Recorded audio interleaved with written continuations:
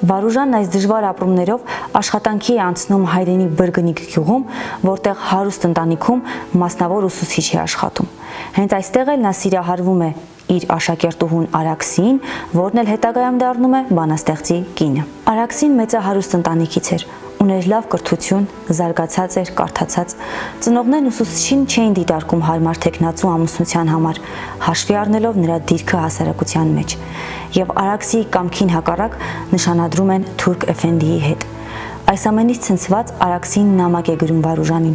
«Ոչ ոք չի կրնալ բաժնիլ զիս, իմ սիրած ու պաշտած Վարուժանեն», եւ հենց նշանադրության օրը պատահաբար այս նամակն ընկնում է թուրք փեսացուի ձեռքը։ Կարդալով այս տողերը եւ տեսնելով հարսնացուի արցունքոտ աչքերը, նա հասկանում է, որ Արաքսիի միակ սերը Վարուժանն է։ Երիտասարդը շնորհավորում է Վարուժանին եւ Արաքսիին, մաղթելով երջանկություն։